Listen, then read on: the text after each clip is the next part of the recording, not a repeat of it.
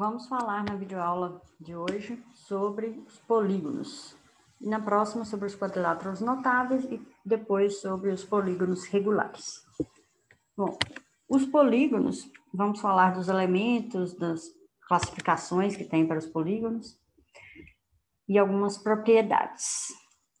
Os polígonos são classificados em, uma das formas de classificar é classificar quanto à concavidade, se ele é côncavo ou convexo.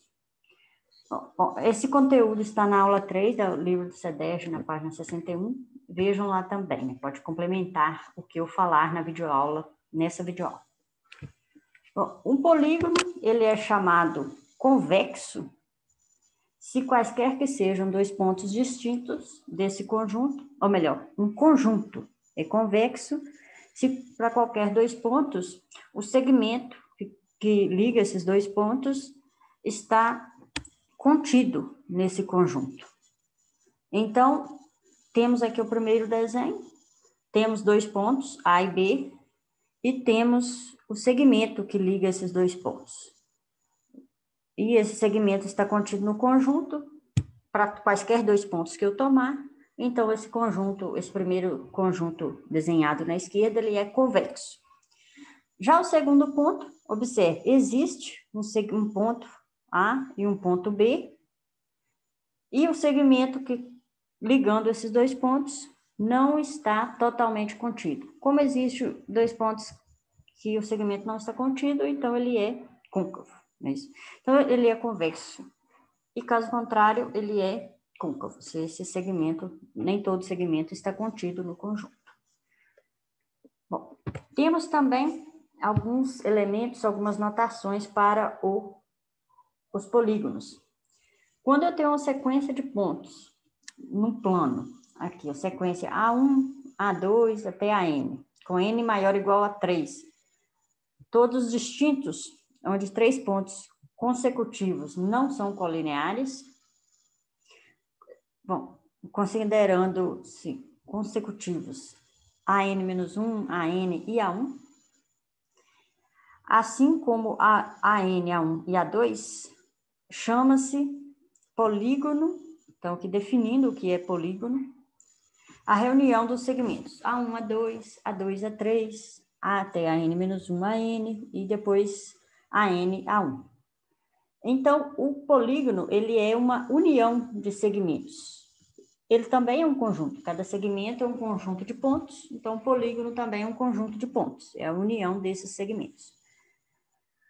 Observe aqui nas nossas figuras, né? Então, o polígono, ele é essa parte, aqui o segmento, não conta o interior, certo?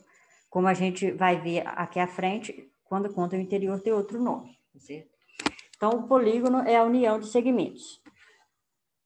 Bom, escrevemos polígono A1, A2, AN, vocês já estão acostumados com quando a gente fala do triângulo, etc. Vamos falar quando tem mais lados. Ou simplesmente escrevemos aqui a sequência de pontos. Então, falando da definição, quando a gente escreve A1, A2 até AN, indica que é a união de A1 a 2, mais o segmento A2 a 3, mais até AN-1 AN e também AN a 1. Já está indicando essa ordem. Tem aqui vários exemplos de polígonos, nesse segundo aqui, que nós estamos com a letra B, os vértices, aqui com a letra C, esse aqui também estrelado, ele é um polígono, certo? Então, união de segmentos, de modo que quando eu chego no segmento, no ponto AN, eu também incluo o segmento AN a 1. Se eu faço sem ligar o último ponto, por exemplo, algo, enfim, desse modo, mas não liguei, não voltei, não terminei o meu desenho, então esse polígono, ou melhor, esse desenho aqui que eu marquei de amarelo não é um polígono, tem que fechar. Bom, então vimos o que é o polígono, como escrever, temos agora o que é a região poligonal. A região poligonal é o polígono com o interior desse polígono. Temos aqui o polígono e essa parte aqui, juntando, né, com o ponto, com essa parte aqui interior, ela é chamada região poligonal ou superfície poligonal. Temos também a definição do que é um polígono convexo. Vimos o que é um conjunto convexo. O polígono convexo tem uma pequena diferença do conjunto convexo. Bom, o polígono convexo é aquele cujo interior é um conjunto convexo. Então, o interior que é convexo, que é um conjunto convexo. Porque nessa observação aqui, né, coloco que todos os polígonos são conjuntos côncavos, eles não são convexos. De fato, porque se eu considero que um polígono, e sem considerar a região interior, basta eu traçar aqui qualquer segmento, o segmento não está contido no polígono, ele está contido na região poligonal. Temos aqui na nossa primeira figura um polígono convexo, então o conjunto não é, o polígono não é um conjunto convexo, mas o seu interior que é um conjunto convexo. Então, um polígono convexo, e do outro lado temos um polígono côncavo. Por quê? Se eu pego esse segmento, por exemplo, ele está ligando dois pontos da região poligonal, mas ele não está totalmente contido na região poligonal. Lembrando que a região poligonal é essa interior aqui, não é isso? Então, ele não está totalmente contido no interior do polígono, por isso ele é um polígono côncavo. Agora, falando dos elementos do polígono, vocês provavelmente já os conhecem. Temos aqui algumas definições. O vértice é o conjunto de pontos lá que são os limites do segmento, vocês também já conhecem bastante. Temos a diagonal. A diagonal é o segmento que une dois vértices não consecutivos. Então, aqui a definição do que é a diagonal. O ângulo interno, aqui em cada vértice, né, a parte interior, tem um ângulo interno, e tenho o ângulo externo, o ângulo aqui da parte de fora. Eu prolongo o segmento, né, se eu tenho um segmento, eu prolongo ele, a reta que contém esse segmento, e o ângulo da parte de fora é o ângulo externo. Também outra notação, outro fato que vocês devem conhecer bastante é que o perímetro é a soma da medida dos lados, e usa muito essa notação 2π, porque quando eu faço a metade do perímetro, que é o chamado semiperímetro, tem muitas propriedades, aí eles já convencionaram a usar bastante a letra P para semiperímetro, então perímetro é 2 vezes π. Agora a classificação dos polígonos quanto ao número de lados. Já é bem conhecido, né, que 3 lados é triângulo, 4 lados quadriláteros. Lembrando que o quadrado, além de ter 4 lados, ele tem a definição é outra, porque ele tem os lados com a mesma medida, os ângulos também com a mesma medida. Então, quando só tem 4 lados e não tem outra informação sobre o polígono, a gente chama de quadrilátero. Pentágono, hexágono, heptágono, enfim, os nomes se usa muito até o icoságono, que é o de 20 lados. Bom, então temos essa classificação quanto ao número de lados, e temos também o valor da medida da soma dos ângulos internos. Bom, os ângulos internos, tem aqui a figura, I1, I2, I4, I3, I4, e vai até o IN. Somando esses ângulos internos, aqui está dizendo, né, que é 180 vezes o número de lados, menos 2, por quê? Quando eu tenho, vou começar do I1, vou ligar I1, ou melhor, o vértice 1 até todos os outros vértices.